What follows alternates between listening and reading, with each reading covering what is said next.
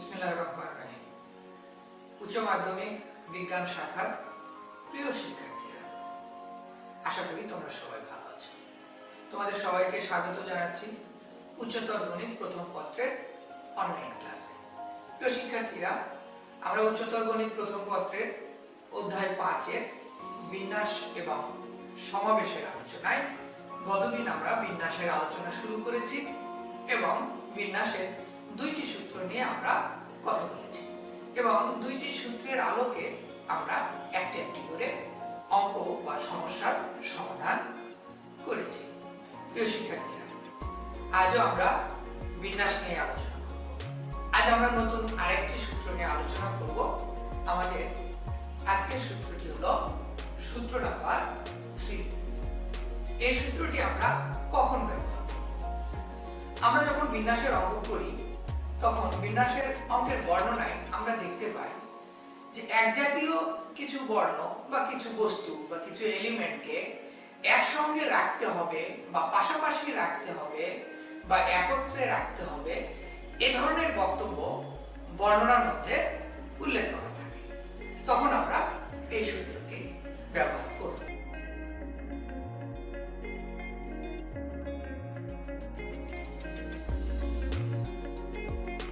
লক্ষ্য করো, একজাতীয় কতকগুলো বা কয়েকটি বস্তুকে বা এলিমেন্টকে একত্রে রাখতে হলে কি করতে হবে? একসঙ্গে রাখতে হবে। যদি এই রকম বর্ণনা থাকে তাদেরকে আমরা কি করব? একটি ধরে নিব। প্রথমে একটি ধরে নিতে হবে। একটি ধরে নেওয়ার পর কি করব? বিন্যাস সংখ্যাটা বের করব। আচ্ছা, তাহলে আমরা একটি বিন্যাস সংখ্যা বের করলাম।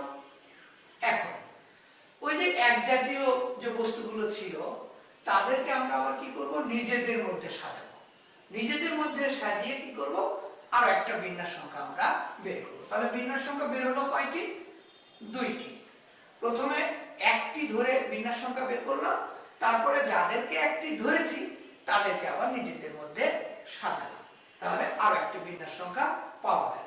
এই দুই বিন্যাস সংখ্যার গুণফল, এই দুইটি বিন্যাস সংখ্যার গুণফলে হবে নির্ণেয় বিন্যাস সংখ্যা। প্রিয় শিক্ষার্থীরা, লক্ষ্য করো, আমরা একটি অঙ্ক লিখি যেখানে বলা হচ্ছে ইকুয়েশন EQUATION। ইকুয়েশন নামের একটি শব্দ। এই শব্দে লক্ষ্য করো তো বর্ণ কয়টি আছে? 1 2 3 4 5 6 7 8। 8টি বর্ণ আছে। 8টি বর্ণ আছে। এখন বর্ণনায় বলা হচ্ছে যে ইকুয়েশন শব্দটির বর্ণগুলিকে বিন্যাস করতে হবে যেন স্বরবর্ণগুলো একত্রে থাকে। তাহলে আমাকে এখন যেটা করতে হবে যে এই বর্ণের মধ্যে কতগুলো স্বরবর্ণ আছে, কতগুলো ব্যঞ্জন বর্ণ আছে সেটা আগে বের করতে হবে। লক্ষ্য করো, স্বরবর্ণ 1 2 3 4 5। তাহলে আমি বলবো যে যার মধ্যে, অর্থাৎ এই 8টি বর্ণ আছে যার মধ্যে স্বরবর্ণ হলো স্বরবর্ণ 5টি। সেই 5টি বর্ণ কে কে? একটি হলো ই, ইউ, এ, আই, ও, অর্থাৎ এ ই আই ও ইউ 5টি ভাওয়েল কিন্তু এখানে রয়েছে। এবং ব্যঞ্জন বর্ণ কয়টি আছে? ব্যঞ্জন বর্ণ আছে 3টি, আর তারা হলো কিউ, টি, এন। এই 3টি হলো ব্যঞ্জন বর্ণ। এখন লক্ষ্য করো, আমরা ইকুয়েশন শব্দটির বর্ণগুলিকে সাজাবো, তবে স্বরবর্ণগুলোকে কি করতে হবে? একত্রে রাখতে হবে, আমাদের বর্ণনার মধ্যে বলেছে। তাহলে আমরা এখন বলবো যে 5টি স্বরবর্ণকে একটি ধরলে, মানে আমরা যদি একটি মনে করি, ধরলে মোট বর্ণ কয়টি হচ্ছে? 4টি। কেন? 3টি তো ব্যঞ্জন বর্ণ আছে, আর এই 5টি স্বরবর্ণকে এখন 5টি না বলে আমরা বলবো একটি। তাহলে এই 3টি আর একটি, এই হলো 4টি। মোট বর্ণ 4টি, যার বিন্যাস সংখ্যা বিন্যাস সংখ্যা হলো 4p4, যাকে আমরা বলি ফ্যাক্টোরিয়াল 4। ফ্যাক্টোরিয়াল 4 কে আমরা কত বলি? 24, অর্থাৎ 24 প্রকারে আমরা সাজাতে পারি। এবং লক্ষ্য করো, এবং এক জাতীয় বর্ণগুলিকে নিজেদের মধ্যে সাজাতে হবে। তাহলে এক জাতীয় বর্ণ হলো মানে স্বরবর্ণ হলো 5টা, এবং 5টি স্বরবর্ণকে নিজেদের মধ্যে সাজালে বিন্যাস সংখ্যা ফ্যাক্টোরিয়াল 5, তার মানে হচ্ছে 120। অতএব মোট বিন্যাস হবে 24 ইন্টু 120 ইজিক্যাল টু অ্যান্সার।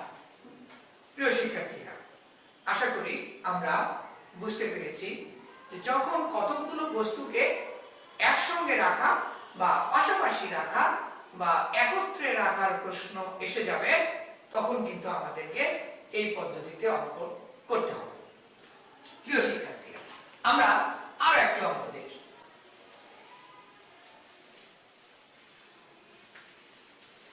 এখানে বলছে ডিজিটাল শব্দটিকে ঠিক একই ভাবে সাজাতে হবে। ডিজিটাল, DIGITAL, বলছে যে ডিজিটাল শব্দটির বর্ণগুলোকে সাজাও, বিন্যাস সংখ্যা বের করো যেন স্বরবর্ণগুলো একত্রে থাকে। তাহলে আমরা বলবো যে ডিজিটাল শব্দে মোট বর্ণ কয়টি? 1 2 3 4 5 6 7, 7টি, যার মধ্যে স্বরবর্ণ কয়টি? I A, স্বরবর্ণ হলো 3টি, তারা হলো I A। এবং ব্যঞ্জন বর্ণ কয়টি? ব্যঞ্জন বর্ণ হলো 4টি, তারা কে কে? একটি হলো D G T L। এখন প্রশ্ন হলো আমাদেরকে সাজাতে হবে, তবে স্বরবর্ণগুলোকে একত্রে রাখতে হবে, বা এমন বলতে পারে যে পাশাপাশি রাখো, আবার এমনও বলতে পারে পৃথক না রেখে। এই শব্দগুলো আলাদা হলেও তার অর্থ কিন্তু একই। তাহলে আমরা যেটা করব যে 3টি স্বরবর্ণকে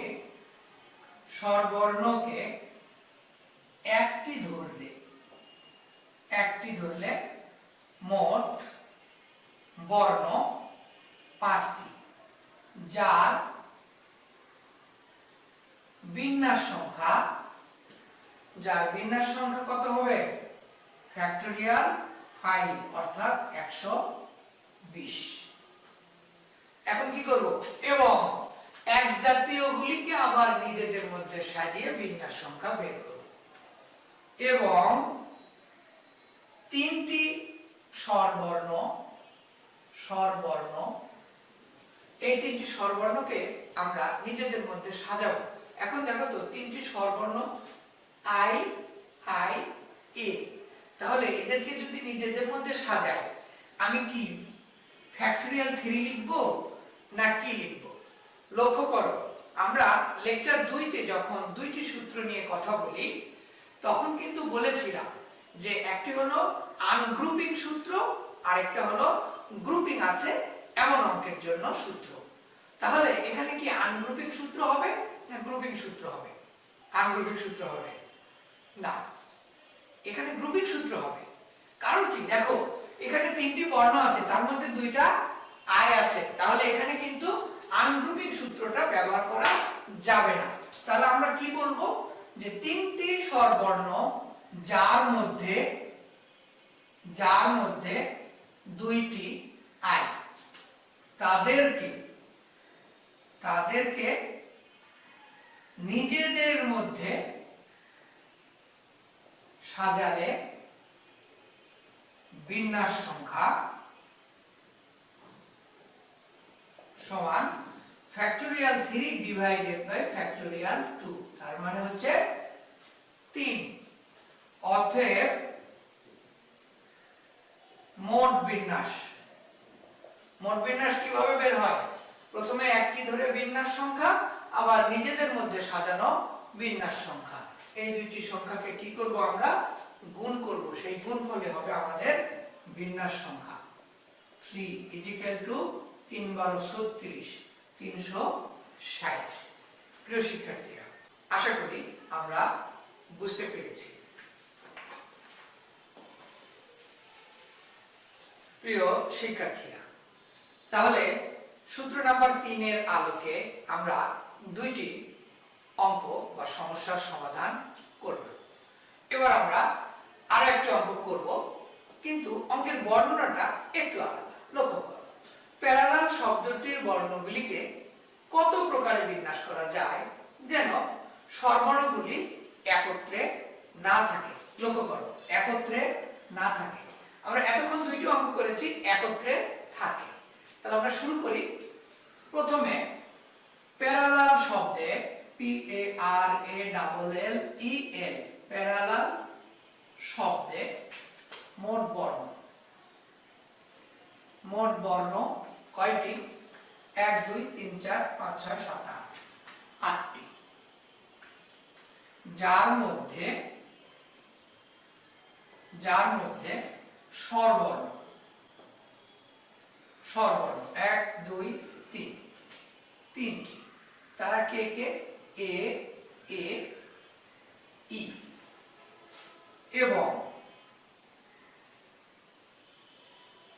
ব্যঞ্জন বর্ণ 5টি। তারা কে কে? পি আর এল এল এল। লক্ষ্য করো, 3টি স্বরবর্ণ আছে এ এ ই, আর 5টি ব্যঞ্জন বর্ণ আছে পি আর এল এল এল। যেহেতু একত্রে রাখতে হবে, হ্যাঁ, এখানে একটু বলে রাখি, আমাদের অঙ্কের বর্ণনায় কিন্তু বলেছে একত্রে না রেখে। আমরা যেটা করব, একত্রে রেখে বিন্যাস সংখ্যা কত এইটা প্রথমে বের করে নিব। তাহলে আমাদেরকে কি করতে হবে? 3টি স্বরবর্ণকে একটি ধরলে মোট বর্ণ 6টি। লক্ষ্য করো, 5টি ব্যঞ্জন বর্ণ আর একটি স্বরবর্ণ, তাহলে কি হলো? 6টি হলো। এই 6টির মধ্যে কিন্তু একটা গ্রুপ আছে, দেখো 3টা এল আছে, যার মধ্যে 3টি এল। অতএব বিন্যাস সংখ্যা কত হচ্ছে? Factorial 6 divided by factorial 3। তাহলে 6 * 5 * 4 * factorial 3 divided by factorial 3, that means 120। Okay, তাহলে স্বরবর্ণগুলোকে একটি ধরে আমরা যদি বিন্যাস সংখ্যা নির্ণয় করি, তাহলে তার পরিমাণ কত? 120। এখন আমরা যেটা করব, এই যে 3টি স্বরবর্ণকে একটি ধরেছি, এদেরকে এখন নিজেদের মধ্যে সাজাবো। এবং 3টি স্বরবর্ণ যার মধ্যে 2টি এ, তাদেরকে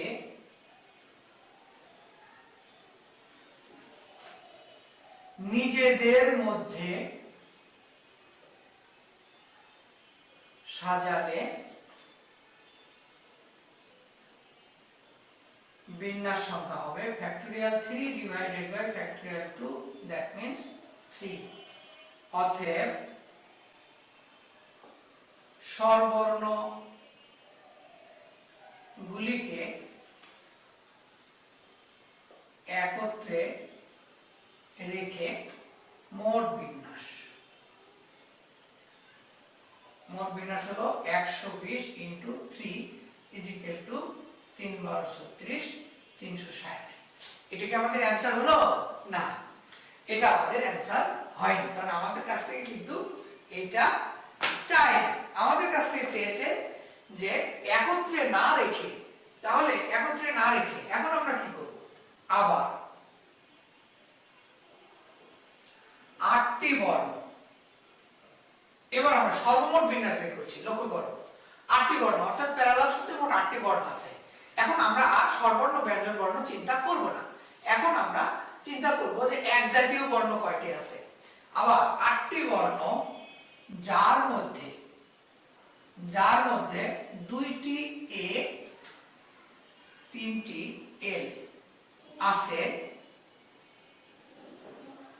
সেক্ষেত্রে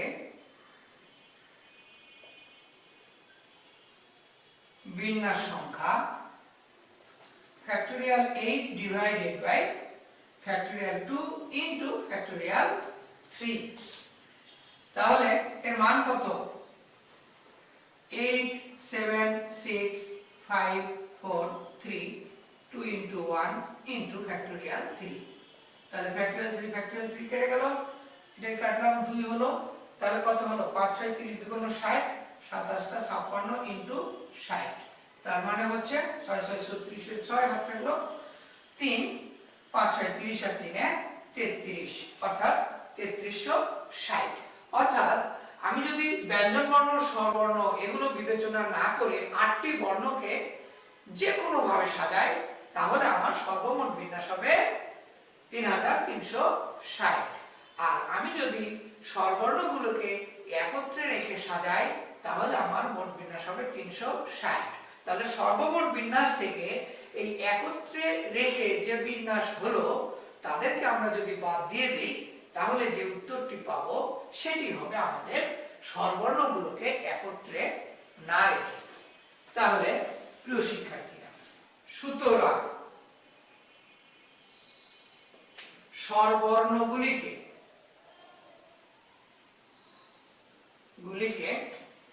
একত্রে না রেখে মোট বিন্যাস সমান 3360 বিয়োগ 360 ইকুয়াল টু 3000। এটা হলো আমাদের অ্যানসার। প্রিয় শিক্ষার্থীরা, আজ আমরা সূত্র 3 নিয়ে আলোচনা করলাম, যেখানে প্রশ্ন হলো যে একজাতীয় কতগুলো বস্তু বা এলিমেন্টকে একসঙ্গে রাখতে হবে, অথবা একত্রে রাখতে হবে, অথবা পৃথক না রেখে বা পাশাপাশি রেখে বিন্যাস করতে বললে যে সূত্রটি প্রয়োজন, আজ আমরা সেই সূত্র নিয়ে আলোচনা করেছি এবং এই সূত্রকে ব্যবহার করে আমরা 3টি অঙ্ক বা সমস্যার সমাধান করেছি। আমি তোমাদেরকে হোমওয়ার্ক দিয়ে দিচ্ছি, এটি তোমরা নিজেরা করবে। HW1 সেটি হলো ম্যাথমেটিক্স, MATHEMATICS,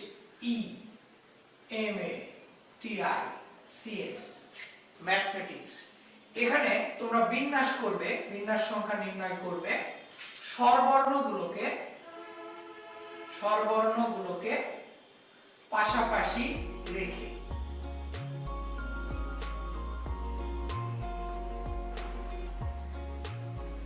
ম্যাথমেটিক্স শব্দটির বিন্যাস সংখ্যা নির্ণয় করতে হবে, যেখানে স্বরবর্ণগুলো পাশাপাশি থাকবে।